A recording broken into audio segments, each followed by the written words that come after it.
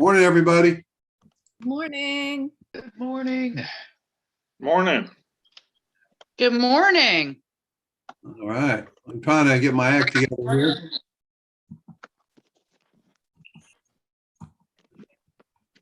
Okay, Grant, I think I got you as co-host, hopefully. Yeah, you did. Thank you, Dennis. All right. Let me see what I'm doing here. All right. All right. Everybody watch the Super Bowl? Yes, sir. I don't even know who was playing, honestly. I love it. What did you think, Ray, of the game? I thought the team that deserved to win won. I thought coaching decisions were made that were poor, that cost the Bengals the game. And it was interesting to watch the advertisements in light of the classroom experience here. What do you mean? The branding? Yeah. Yeah. Well, if you got $7 million, you too can brand on the Super Bowl. Yeah, not this year. You know, I was really surprised at some of the brands, like I think, and I don't even remember the name. I think it was some kind of seltzer or something like that, never heard of before. And I thought, how in the world can they afford $7 million for something like that? It just, I was That's mystified. nothing to them. Well, I could see a car or, you know, something that's pretty expensive, but seltzer from an unknown brand that they did nothing to really tell you anything about their brand or what they stood for, just another voice in the wilderness as far as I was concerned. I don't know. But, that's the way it goes sometimes, I guess, you know. You just got lots of money and, you know, what can you say? Okay, let's see here. What am I doing? All right. So I am still waiting to hear back from Andy Kurtz, who is a packaging branding guru who some of you have experienced. And you can go back into our videos, and he's been a guest speaker almost every class. He's really terrific, particularly for consumer brands. If you're a consumer brand, I think you'll find it really helpful. He's very humble, very approachable, but smart as heck. And he ran branding for the Fresh Market and did all their store layouts and stuff. I think he and his wife together. I'm not sure who did what, but they have a branding and packaging consultancy out of Greensboro called Buttermilk Creative. And so as soon as he tells me when he can do it, then we're going to start branding specifically. But today I thought it would be helpful to maybe take a look at something a little bit different, maybe a little bit off this kind of path that we've been on. And, you know, one of the things we've been talking about, that like in the beginning, we talked about what is your why? Why are you doing this? And some of you in particular may well have ended up where you are today because of a passion you had for something you were doing. And usually it tends to be more art related maybe, or other kind of unique thing that you might do. But I think it applies to everybody. So today we're going to take a look at the really simple question is, should you follow your passion? Does that make sense in the greater context? So it's a little bit of a diversion, but I found it really interesting, and I hope you will as well. So let's give it a shot here.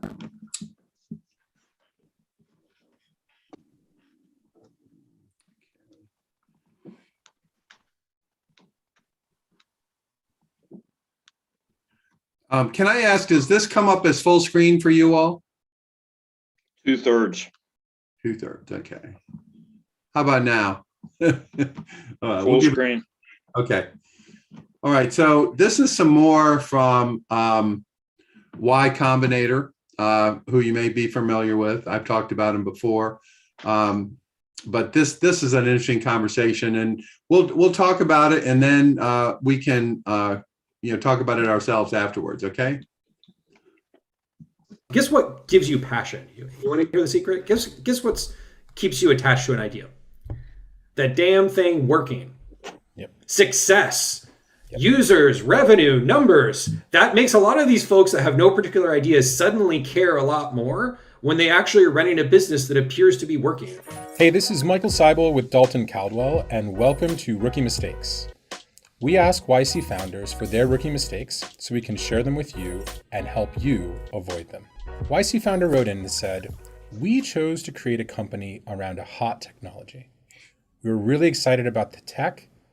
We eventually raised funds because there were enough investors who were excited about it too. But now, looking back, I think we had it backwards. We were the classic Silicon Valley startup in search of a problem." Michael, let's start with the definition of solution in search of a problem. What do we mean by that? Solution in search of a problem is where you build a thing and you're like, we have this thing. We just need to find someone who wants it. We need to find a use for it. We have the solution, and let's go out and find a problem for it. And, as long as technology has existed, this has been an issue. Remember reading about the patent system? You know how there's millions of patents for products like better mousetraps or whatever that there's actually no market for whatsoever. And so this is, as long as humans have been banging rocks together, there have been rocks that were solutions, but they weren't useful for anybody. And so look, this happens a lot with technologists. That happens a lot with Silicon Valley, where they start with the technology they think is cool, and they try to find a market for it second. Now, the core thing that I want to talk about here that you sort of zeroed on is founders with no particular opinions about what the market should be, and no ideas on who the customers are or anything. They're just sort of floating in space. The best explanation that I've come up with is that there's a bit of a school metaphor here. I think that people are trained in school for so long that they try to see startups like school. And in school, you're not really rewarded for having opinions on things. You're rewarded for accomplishing specific tasks. And so you're also rewarded when you're doing things that your smart friends are also doing. And so I think when they apply that model to their startups, they think, okay, someone invested in me. That's like getting an A on a paper, right? I'm doing an idea that my friends think is really cool. That's like getting into a college my friends think is really cool, right? It's just kind of this rinse and repeat of the strategy that's worked for them in the past.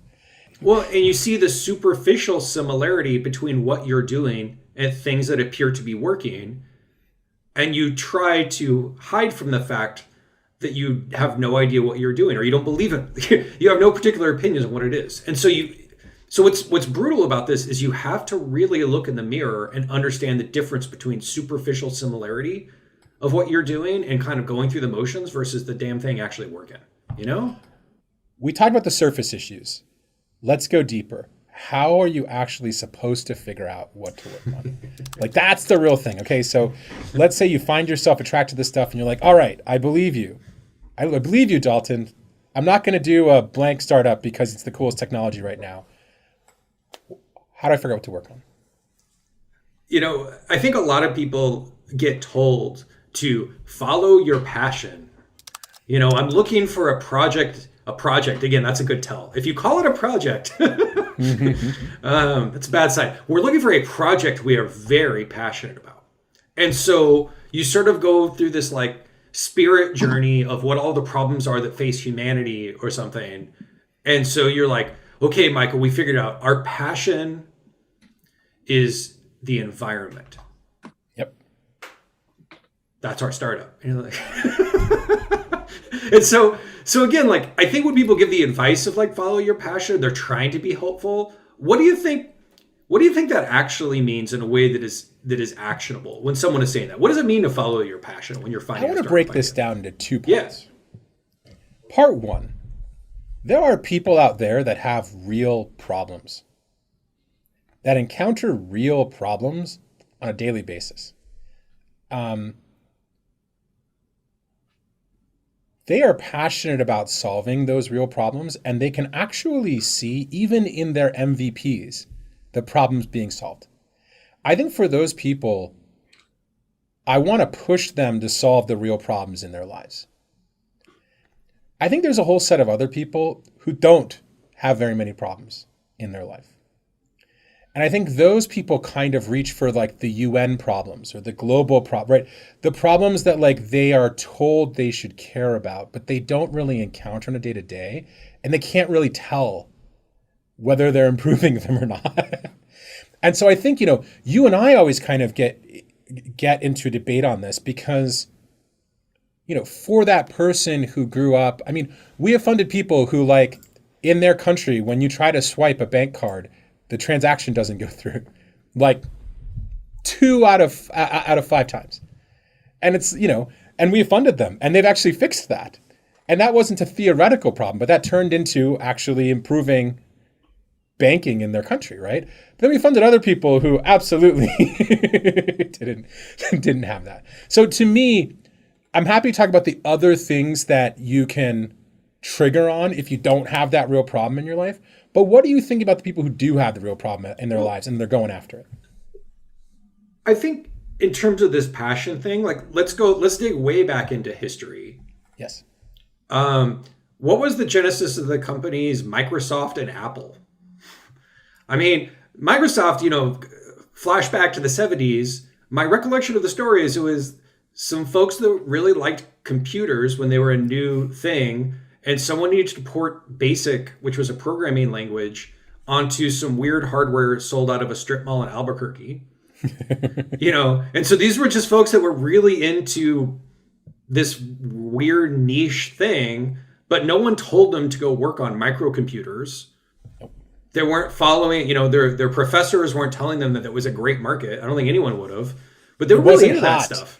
They probably would have been working on that stuff even if there was no money in it, right? Yeah. That's how I define passion is would you be doing this stuff even if you didn't make any money doing it? Yes. Yes. And I think with Apple, same deal. Like, they were working on stuff they thought was cool, like homebrew computer club and soldering stuff in your garage and trying to make software run on it.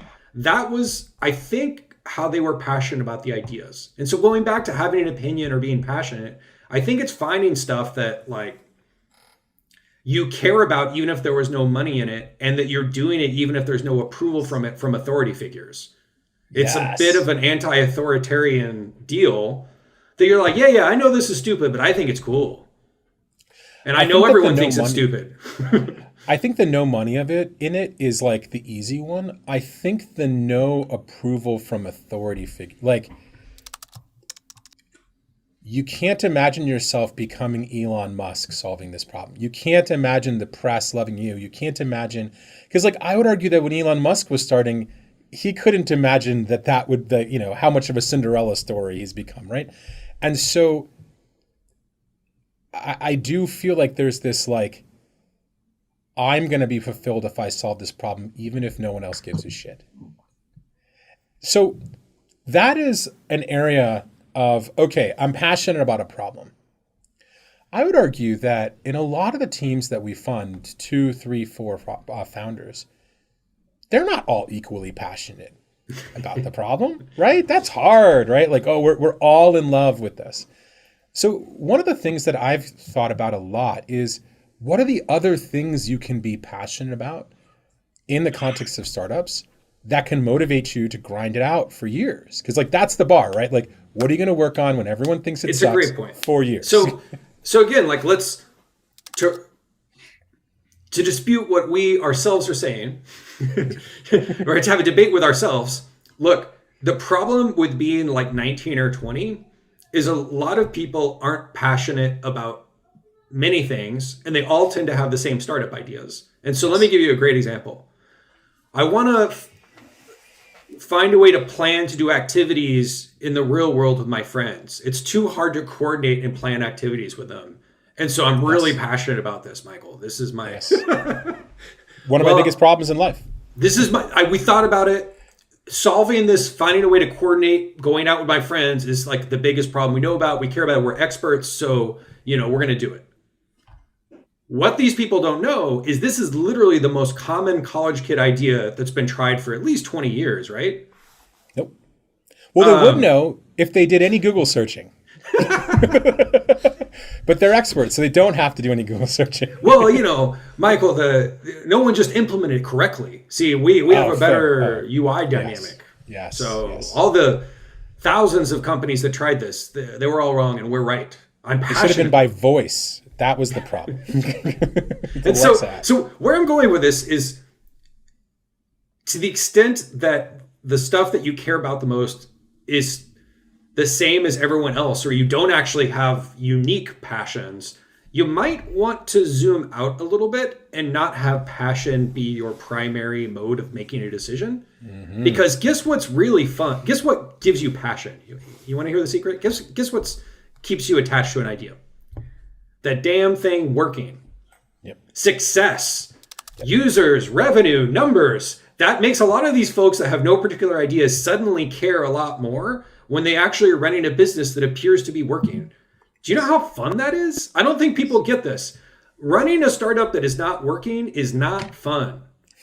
Every day you wake up and it feels bad and you feel like you're like free falling or something. And you're like, the music's going to stop. You're dead. Okay. Running something that's working where you're getting customers and every day you see your like Stripe account inching up where you're making thousands or tens of thousands of dollars is awesome.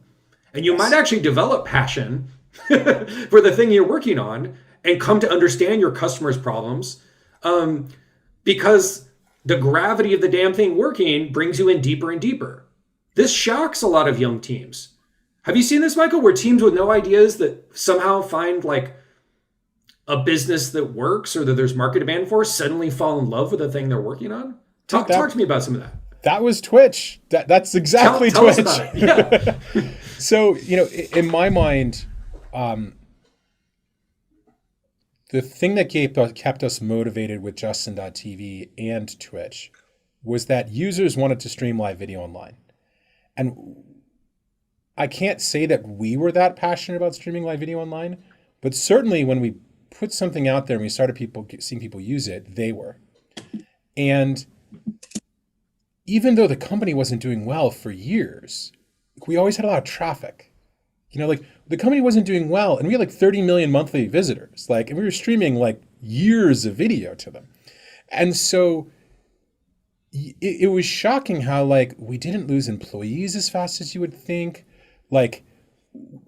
Once you had something going, keeping it going was motivation in and of itself. And the other thing I was thinking about when you were talking was I always like sports analogies on this, right? Is the person who becomes the best in some sport the person who was nerding out on it the earliest? Or is it the person who's a great athlete and when they play the sport, they do well?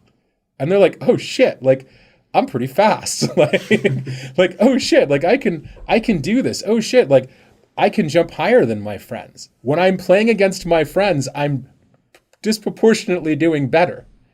And then that creates the positive feedback loop. Yes. Where I want to do better. I want to do better. Now I'm going to become a student of the sport. Now I'm going to specialize. But it started by oh, this is fun because I'm doing well. And winning so I think feels good. Exactly. Winning feels, it's that simple. And so when I talk to founders about this, I say, hey, look, you got a team of 2, 3, 4 people. Maybe you're going to have 1 or 2 who are passionate about the problem because they've experienced it or because it's a life work or so on and so forth. But the other things that you can be passionate if you're on the team on is 1, your co-founders, right? Working with friends is so much fun. Compared to a job at Google, working with your friends feels like winning. Not having a boss feels like winning. Being able to choose what you get to do every day feels like winning. I think there's a certain set of somewhat broken people, and I would put, us in that group, where having consequences feels like winning. If I'm playing in a sandbox and everything is controlled and I can't do anything wrong, it doesn't feel like winning. If I can lose, games have losers and winners, right? If I can lose, and it's much more likely to feel like winning. I think those are the things that you can kind of tie yourself to, at least for a little while, before you've got clear evidence that your customers, you're solving a real problem for your customers. And So, and as a riff on this, man, please. I actually think what you're talking about and what I always suggest founders do is intentionally set up motivators, like psychological motivators around you to intentionally game yourself. Like very intentionally, the same way you would be, training a pet or something, you train yourself, Yes. right? And when you set yourself up with a startup idea with no opinions, with no customers, with no revenue, searching for amorphous goals that are ill-defined, Working with strangers. you could not create a shittier environment to ever do anything good. Yes. Because there's no rule. You just wake up every day and you do things, and maybe something happens, maybe it doesn't, but like you're hoping that you'll be discovered someday. I don't even know what you're hoping for. So you're hoping magical things will happen to you, okay? Versus when you set it up so that you're like, okay, our job is to get revenue. But so many founders are like, well, I don't want revenue. I think that'll slow our growth. They have theoretical reasons. But what's good about having revenue is it's a number. And you Yes. can look at the number every day. And if the number goes up, your brain will feel good. Yeah. Your brain will release chemicals when you make money that is fun. And you'll work hard another day. It's weird. And so again, you're like, yeah, I know. No, but really, this is one of those hacks to hack your motivation if you're not motivated to work on your idea or work on your startup, is you just decide to make money, make that a metric you care about, and then feed the beast as the money comes in. As you search for the money, you'll feel better and better, and it becomes addictive. And that's how you create the passion. That's how you bootstrap it if you're floating in space with no opinions. So if we wrap this up, I think what we're trying to say is that the failure case, the startup in search of a problem, doing hot tech, raising money, and their friends think is cool. This is the type of person who's thinking that there should be extrinsic motivators.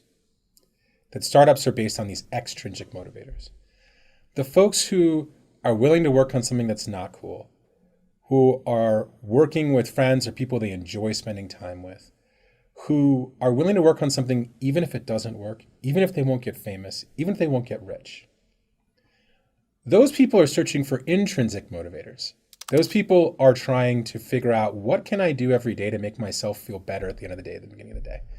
And like counterintuitively, because this thing is so hard, startups, the intrinsic motivator folks win in the long run, even though the extrinsic motivator folks tend to look like they're winning earlier. And so that's like the mental trick you've got to do, right? It's like 95% of your friends doing startups are extrinsically motivated, and their startups are going to die in the next 2 or 3 years. But some of them are, and a lot of those are going to raise money and hire people and get offices and so on and so forth. But almost all of them are going to die. And the person who everyone thinks is like a little too weird, like not working on the normal thing, like not growing as fast as they might think is normal, not caring about what the press and yada, yada, yada, those disproportionately end up surviving that 2 to 3 years and building something people want. And so, man, avoid the trap, right? Avoid the extrinsic motivation trap. It's great for getting into a good high school or good college, not so good for the whole startup game.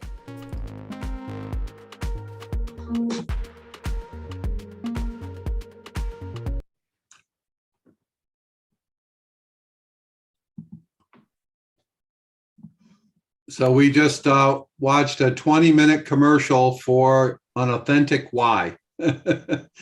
Why does it have to be something you really care about, regardless of external measures? And one of the things that this indirectly talks about, and I think we may have talked about before, is, what do you spend your time doing? Are you trying to get enter pitch competitions, get publicity, drive awareness of what you're doing, or are you actually on a critical path to build your brand and your product? So I'll open it up. Anybody wants to comment?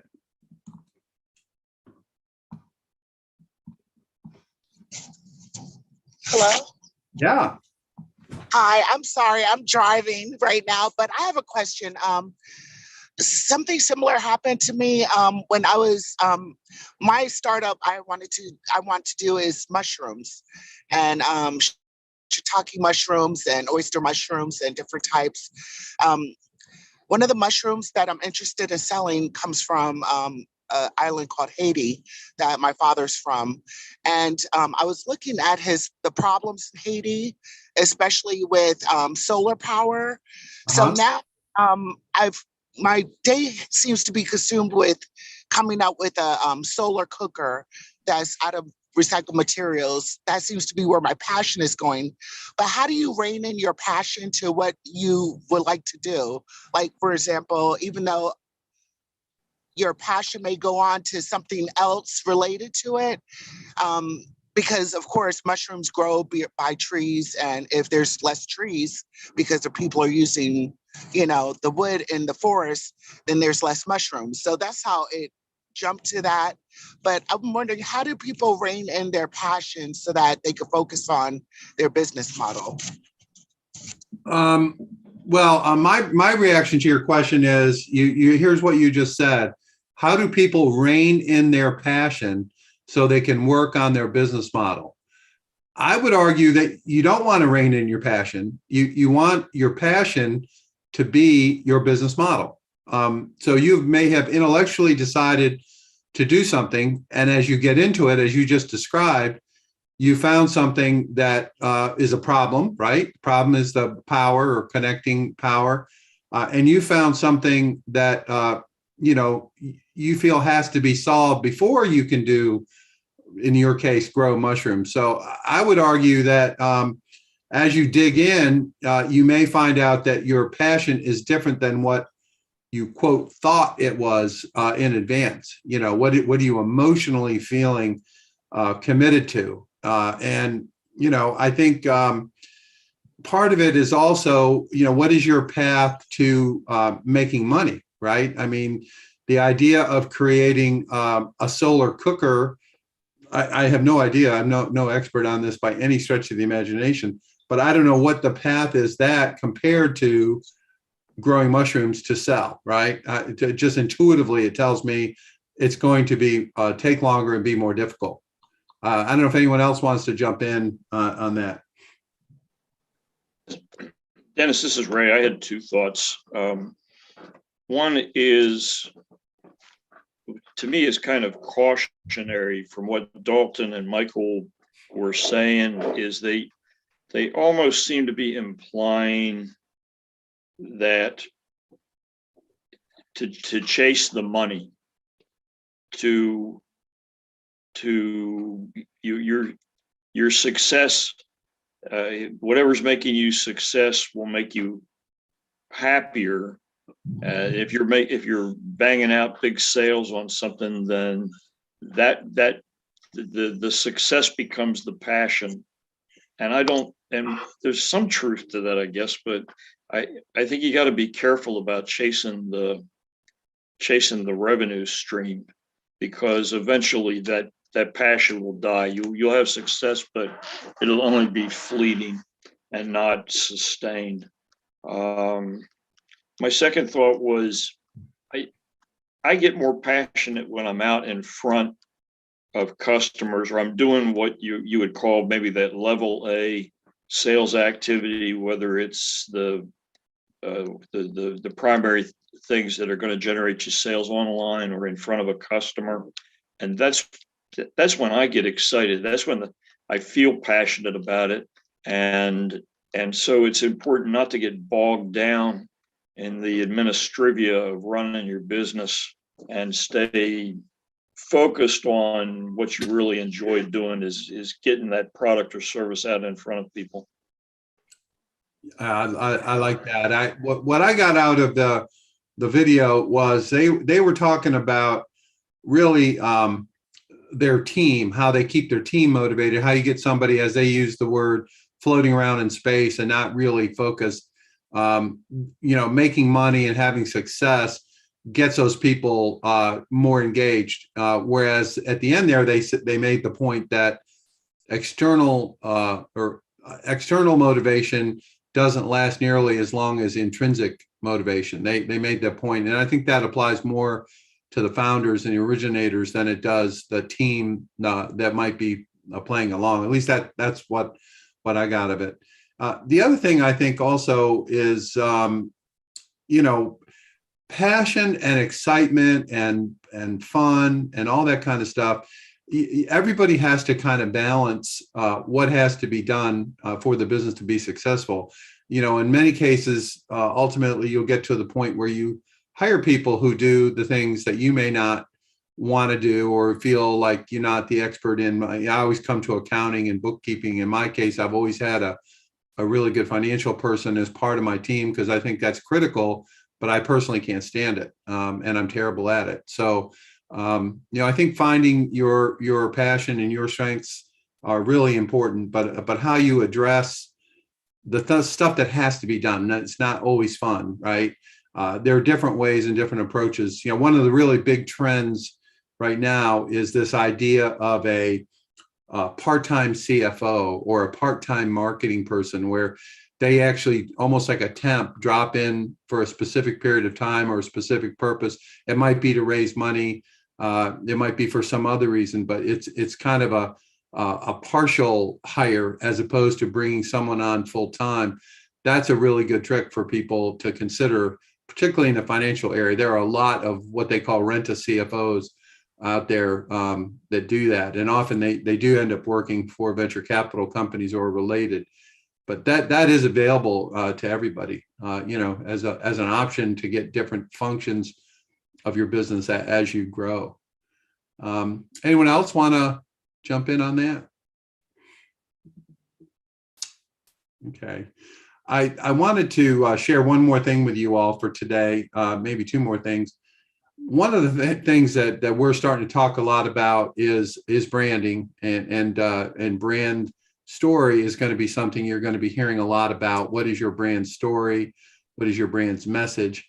And I thought it would be interesting. I'm just going to take a second. I'm not going to go through this, but I'm going to show you something that I did post in the Facebook group. And this is an interesting story because this woman is a fairly recent ECU undergraduate. And I don't know her. I know that some of the professors know her. I don't personally know this woman, but she has a product called Bite, B-I-T-E, and it's toothpaste that comes as a little tablet. And the idea behind it came because she traveled a lot for her business. I think she was a TV personality, and she found that she just go through those little tubes of toothpaste when she was traveling like crazy. And she started doing the research and saw that the sheer number of empty toothpaste tubes is like 1 billion, right? Some insane number. So she created this product. She actually developed it herself out of her apartment with the help of her then boyfriend and now her husband. And it's become quite a large company. But I posted this article in the Facebook group. If you get a chance, I highly recommend it because it actually covers how this development of this brand and this brand story helped this woman and this company go way further than you would expect. Okay, so she started in her apartment, she started on Etsy, and then she built a Shopify site, and then blah, blah, kind of the path that many of us are on. And she just started in 2018.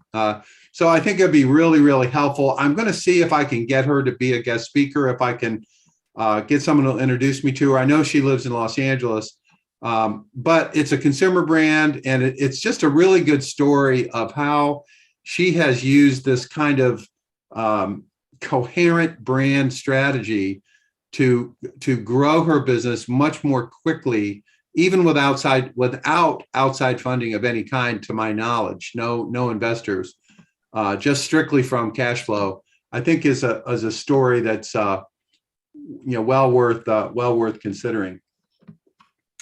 So anyway, that PDF is posted in the Facebook group if anybody wants to take a look at that. Let's see here. There's one other thing I wanted to mention. Oh, this is pretty wild here. So let me stop the share for a second and hold on just one second. Okay. All right, so let me try sharing again. So this, I think, also will be an interesting story for many of you.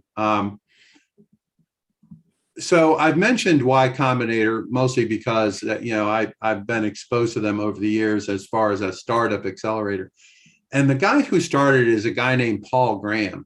And without getting into it too much, he's generally considered the smartest investor in Silicon Valley. He has funded or been part of funding just about every successful company, including Facebook, Dropbox, yada, yada, yada. It goes on and on and on. So he's and I posted this also in the Facebook group, but what's phenomenal about this to me, which I had never seen before, he has never read a business plan or looked at a balance sheet in his entire career. He also said he has never looked at a pitch deck and has never created one. So I think it's well worth reading this thread. This is from Twitter. I don't know if you're familiar with Thread Reader, but you can go to a posting on Twitter, particularly if there's like a long exchange, and you can have it capture just that thing. So that's what this one does here. It has all the tweets that these people talked about, and I think it's pretty cool. So anyway, I think it's fascinating that he doesn't look at business plans. He doesn't look at balance sheets, and he has no idea what should be in a pitch deck because he never looks at them. And basically what he says is that the bottom line is he basically claims that everything is based on the founder and the founder's ability to tell the story or tell the brand story or sell him on the brand story. He said that in some of his investments, he met with the founder one time for 15 minutes to 30 minutes. And that was all he needed. Now, I'm not suggesting that, this makes any sense for any of us.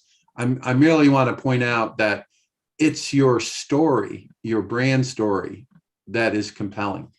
That at the end of the day, not only from the point of view of gaining customers and gaining traction, and also at some point, perhaps getting outside investors, your brand story is actually the most critical thing that you do.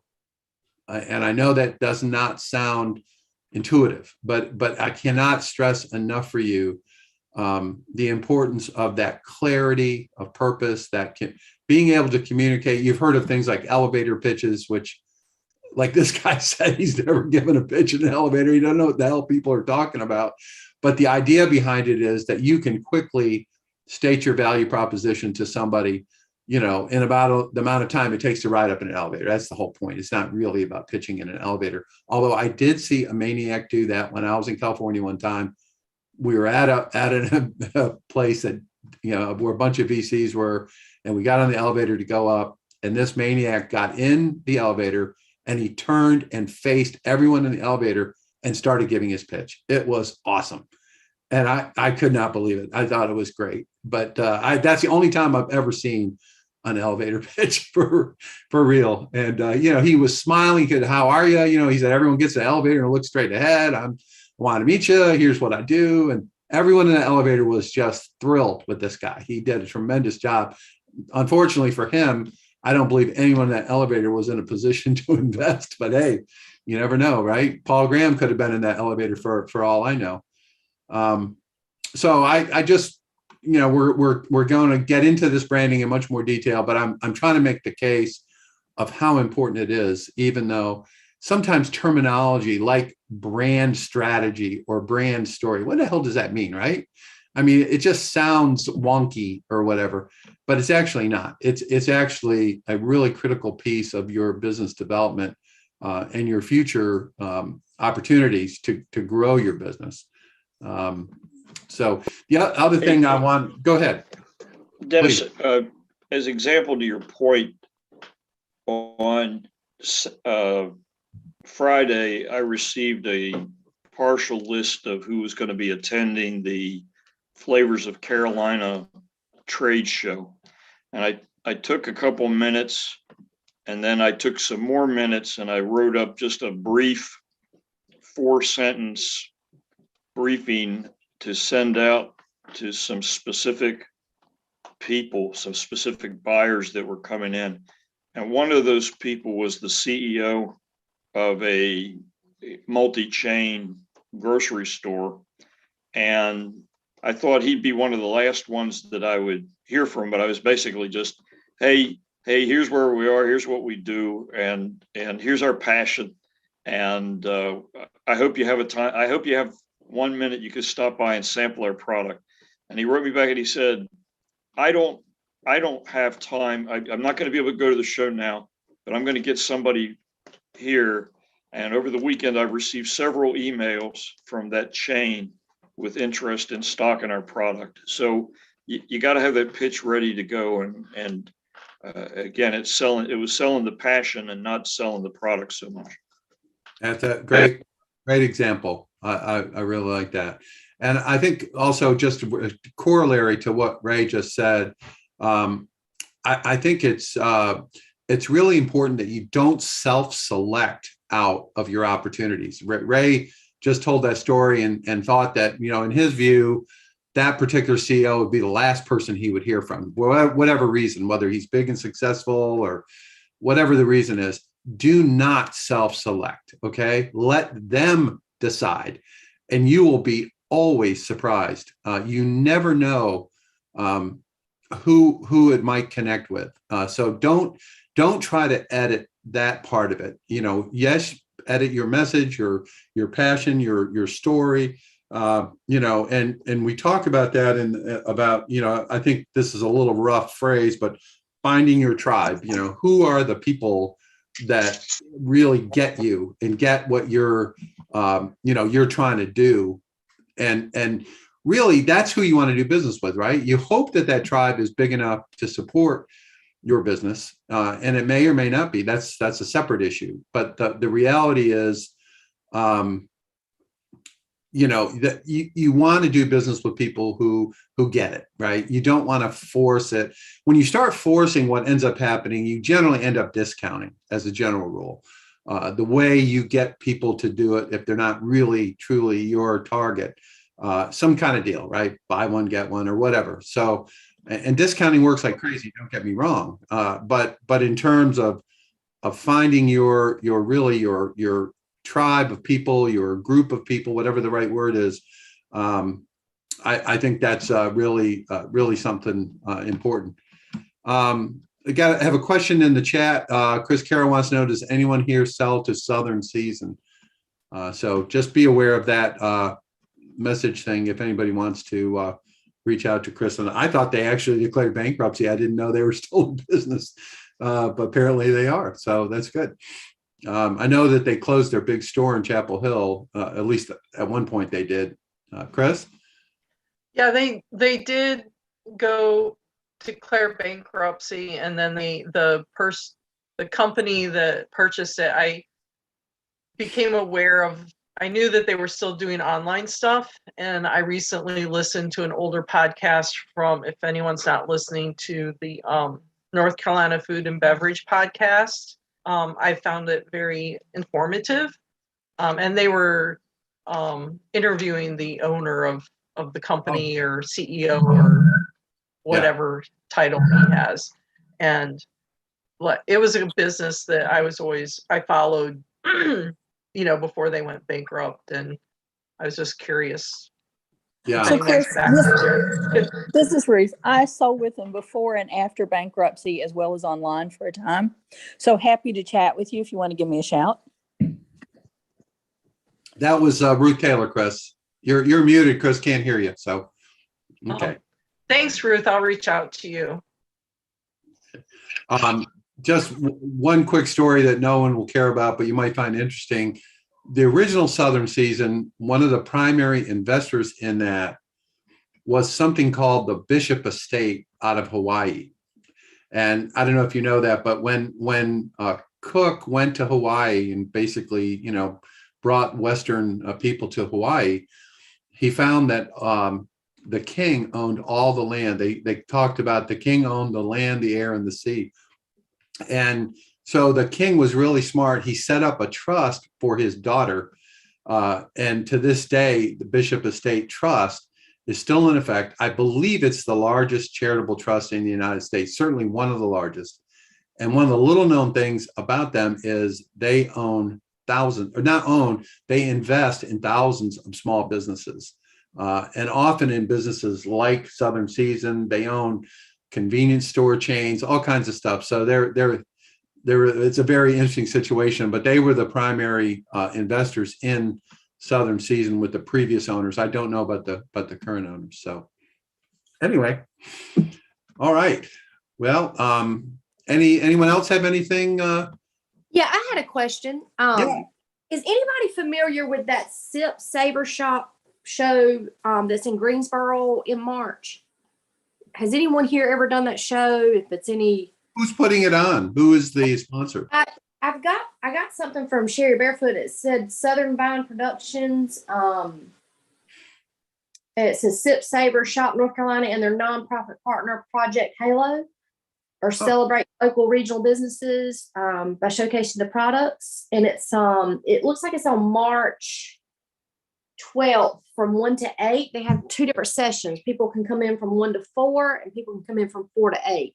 I just didn't know if anybody had ever done that show or had any thoughts on that. I think it's a first year show. I've never Oh, heard is of it. Yeah, I think it is. And I'm sure you could ask them, you could email them and just ask what they've done before. But I do think it's a first year show. Okay. Sam, I agree with you, but didn't we do something with that production company before COVID? They had some sort of event. I thought it was that same company, but this is a different event, but the producers. I think you're correct, Ruth. She is also part of like one of the wine groups because I've wholesaled a few things to them during like early in COVID. I know she had the same show last year. I think it was going to be in the end of September. And as far as I know, the show went off and I was really interested in participating. And then as it played out with COVID and everything, we chose not to do that show. So I think she's had this show before. I have no idea how well it's been attended or anything. Okay. So that partially answers your question, but not really good information. And then I'm working on the fair.com, setting up, because some of you had said that was a really good way to do it. In my setting it up, I want to make sure before I activate my store, I see where am I able as a seller to go on and be as a buyer too? On that same account, or is it just for selling? Because I have a little storefront that I do all my own products, but I had considered putting other products in there possibly. And I didn't know if I set myself up as a seller, could I also be a buyer under that same account, or do y'all know? I would suggest contacting Fair. They're very friendly, but I do think that you need to have a retailer account, and there are 2 separate portals. Okay. And I think that you need to maybe have an account on each. And correct me if I'm wrong now. So when I set it up and I set my products up, and you set it up as your wholesale, and then you set it up as the retail, right? Because the other people can come in and just buy off of it, correct? Mm-hmm. So you said, if I remember correctly, shipping, I don't include shipping in the prices of the product. I put the product out there. And is it better, from for people that want to sample, if I usually do like a 12 case pack, is it better to kind of cut that back to like a 6 case pack? What are your thoughts on that? Again, I haven't done that. I still have a 12 case pack listed. You can experiment on it. You can list as many. If I do a mixed case in mine, so you can get 6 of each instead of 12. So you can do it that way too. If you want to cut your case, you're welcome to do that. But again, the one thing that I would highly suggest, I have a limited amount of product. Fair likes new product. So I know we want to like put it all out there. You might want to just put out your bestseller for a bit, and then in the 6 weeks, add another piece and then add another one, because they like new content all the time. And I didn't know that. I just put everything on there. And I do think it helps, especially with retailers coming back to see what's new in your store, if you're offering something new. But again, just play with it and see. And the fair people are very, very, very helpful. Don't be afraid to ask for their help, and they're very good at that. Okay, thank you. All right. Well, that's all I have for today. Thanks for tuning in. We do not have class tomorrow. I'm going to the agritourism event. It's like their annual meeting tomorrow. So I'm looking forward to that. So Wednesday we'll hit it again. And if anybody wants to contact me, also please use my dtrots@acceleraterural.org instead of my ECU email, because I never check my ECU email. I try to do it, but I remember like maybe once every week or something. Thanks, Ray. Happy Valentine's Day to you. You're my sweetheart, Ray. Go ahead. I just wanted to also ask Grant, maybe if there is a contact list of the attendees in this cohort, possibly, so that we have everybody's contact. Yeah. Yes, I've been working on that. I'll get that sent out by tonight. That would be wonderful. Thank you so much. Yeah, great. All right, everybody. Well, we'll see you on Wednesday.